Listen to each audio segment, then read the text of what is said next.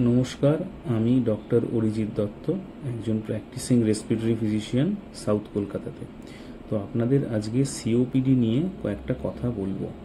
COPD হচ্ছে প্রধানত একটা ফুসফুসের রোগ, কিন্তু অনেক পরীক্ষা নিরীক্ষায় জানা গেছে যে শুধু ফুসফুসের রোগটা এখন আর আটকে থাকে না, শরীরের অনেক অর্গ্যানকে এফেক্ট করে। তার মধ্যে প্রধান হচ্ছে হৃদযন্ত্র, হার্ট। তো এবার আসি সিওপিডির কিছু লক্ষণ, সিমটমস। কি করে বুঝবেন যে সিওপিডি হচ্ছে? প্রধান অসুবিধে সিওপিডিতে হয় শ্বাসকষ্ট, চলতে ফিরতে গেলে শ্বাসকষ্ট হয়, আমরা বলি এক্সারশনাল শর্টনেস অফ ব্রেথ। আরেকটা কি হয়? কাশি। আরেকটা হতে পারে প্রচুর কফ ওঠে পেশেন্টরা বলে, ডাক্তারবাবু আমার কাশলে প্রচুর কফ আসছে। আর অন্যান্য অর্গ্যানকে যদি সিওপিডি এফেক্ট করে, যেমন হার্ট, তাতে পা ফুলতে পারে বা আরও অনেক রকম প্রবলেম হতে পারে, বুকে ব্যথা করতে পারে, সেগুলো তো পরে আবার আসবো। এবার বলি সিওপিডি কি করে বুঝবো যে সিওপিডি হয়েছে, কি কি টেস্ট করব। তো সিওপিডি টেস্ট করতে গেলে প্রধান টেস্ট করতে হয় পালমোনারি ফাংশন টেস্ট, এটাকে আমরা স্পাইরোমেট্রি বলে থাকি। তো এই পালমোনারি ফাংশন টেস্টে কি হয়, একটা যন্ত্রের মধ্যে জোরে ফুঁ দিতে হয়, তাতে আপনার লাং ফাংশন আমরা বুঝতে পারি।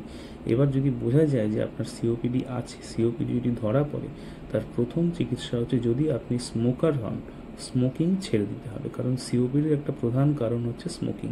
আরও আছে এয়ার পলিউশন একটা কারণ। যদি আগে আপনার লাংসে খুব বড় কোনো ইনফেকশন হয়ে থাকে, যেমন টিবি, সেটা একটা কারণ হতে পারে। আপনার জেনেটিক কারণ থাকতে পারে, কিন্তু যদি স্মোকিংটা কারণ হয়, তাহলে সেটা আগে স্মোকিং বন্ধ করতে হবে। সেকেন্ড মেন ট্রিটমেন্ট কি? ইনহেলার্স। ডাক্তারবাবু আপনাকে যে ইনহেলার বলবেন, সেটা আপনাকে নিতে হবে, এবং সেটা বন্ধ করলে হবে না। আরেকটা কি করবেন? ভ্যাকসিন নেবেন, নিউমোনিয়া আর ইনফ্লুয়েঞ্জা ভ্যাকসিন নেবেন, খুব জরুরি। আর চেস্ট ফিজিওথেরাপি করানো হয়, পালমোনারি রিহ্যাবিলিটেশন করানো হয়, সেগুলো আপনার ডাক্তারবাবু আপনাকে গাইড করবেন। আর সবচেয়ে জরুরি যেটা কথা, সেটা হচ্ছে ইনহেলার কিন্তু যদি আপনাকে দেওয়া হয়, সেটা বন্ধ করা যাবে না। অতএব যদি আপনার এই ধরনের লক্ষণ হয়, আপনার নিকটবর্তী বুকের ডাক্তারবাবুর কাছে অবশ্যই একবার পরীক্ষা করিয়ে নিন। নমস্কার।